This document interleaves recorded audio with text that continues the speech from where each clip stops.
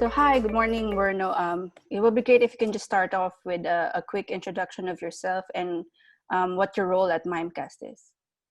Hi, good morning, Adele. Thank you very much. So my name is Werno Gevers. I am the General Manager for our Mimecast Middle East office. So I look after our team here who's servicing the Middle East. So Werno, the biggest thing obviously that's going on across the world today is the COVID-19. So how do you think has the ongoing COVID-19 pandemic, impacted the cybersecurity landscape? Well, I think, we could talk about the topic really long, but I think the global spread of the coronavirus has created many new opportunities for threat actors.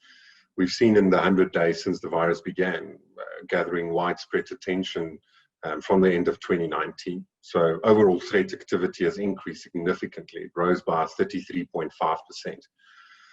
Focus largely on high volume spam and impersonation attacks. But of course, these tactics enable attackers to target a large number of potential victims with the least possible effort. And at the time when unprecedented combination of risk factors makes people particularly vulnerable, I think that vulnerability is illustrated by the fact that users are clicking on many more unsafe links. The number of clicks on blocked URLs has increased more than 751%, which is significant.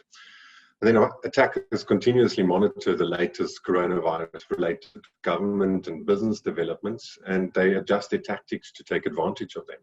I think two recent exploits, which we've seen some time back already, is they prey on users' financial concerns with fake offers of money if they enter their credentials for their financial accounts.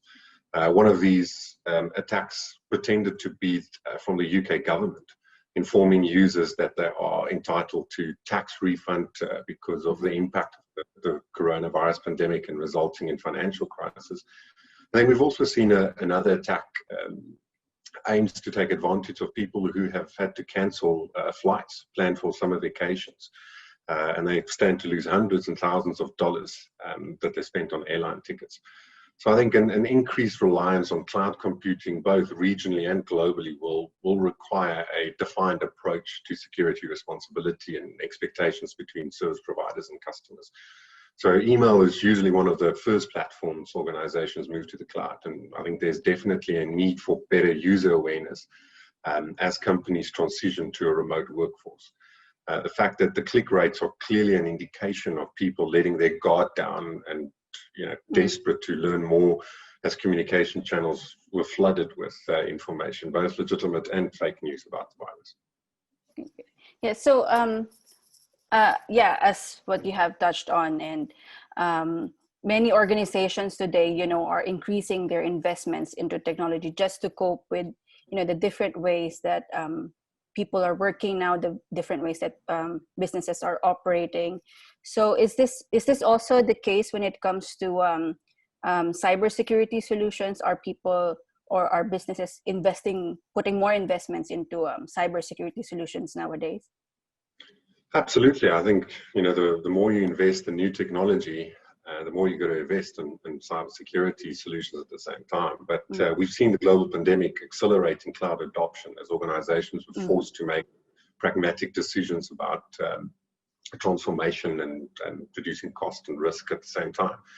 But IT budgets are shrinking globally, yet technology leaders are being told to do more with less.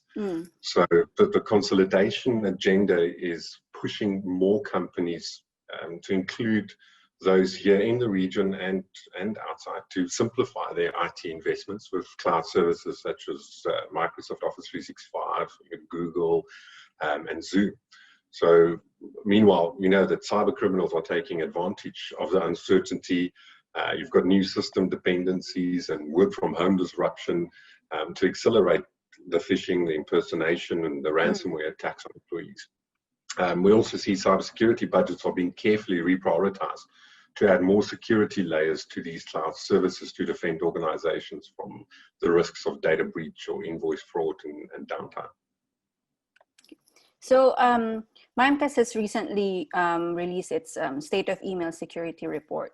And according to the report, that we have seen an increase in business email compromise attacks.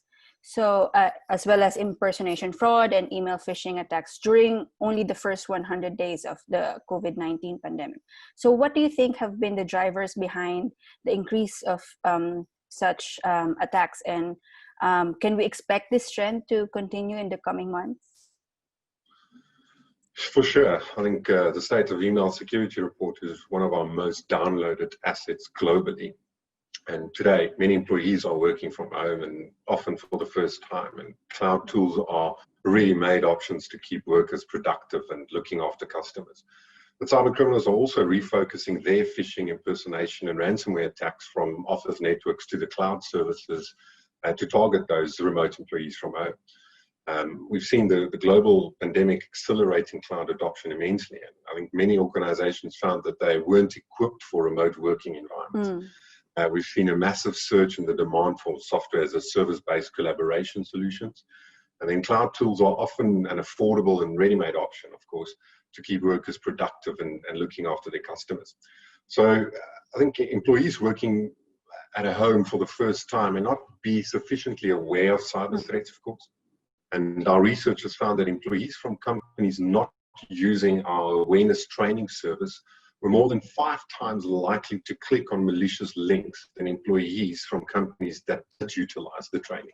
So once again, I think the rise in unsafe clicks suggests that there is an urgent need to refresh awareness training for employees and to help create a secure working environment. I think according to our latest threat intelligence team, one of the things that is highly likely to occur during continued periods of uncertainty and a lot of rhetoric is an increase in the observed cyber attack methodologies against vulnerable targets. I mean, at the end of the day, humans are the weakest links, right? And we've also seen our threat intel team found an extensive range of COVID-19 related campaigns undertaken by actors during the first quarter of 2020. I mean, there was a diverse mix campaign, including the recycling of tried and tested methodologies by threat actors. We've also seen some threats are likely to continue, both increase in volume and become more sophisticated the longer the pandemic remains a subject of significant concern to global communities and organizations begin returning to their respective workforces from a remote working environment. Some of the statistics just in the UAE from the State of Email Security response showed that 70% of respondents reported the same or increasing phishing at the organizations. And due to the global pandemic, threat actors are broadly using impersonation and business email compromise to steal from unsuspected users.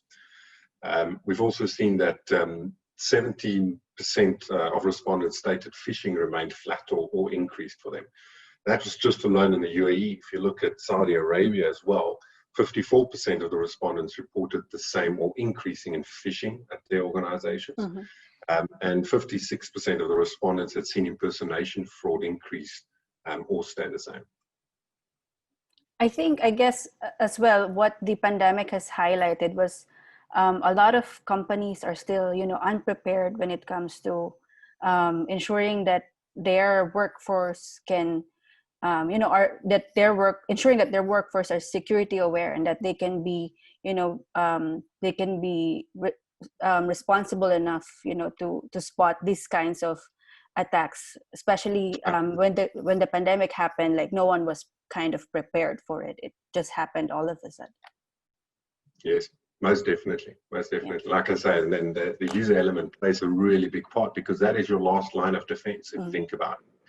And today, I mean, we advise our customers that they should never be without some form of awareness training that are really the method that's enabled to continuously educate the users, make them aware, and ensure that they are being tested and they do understand the implications of these types of attacks.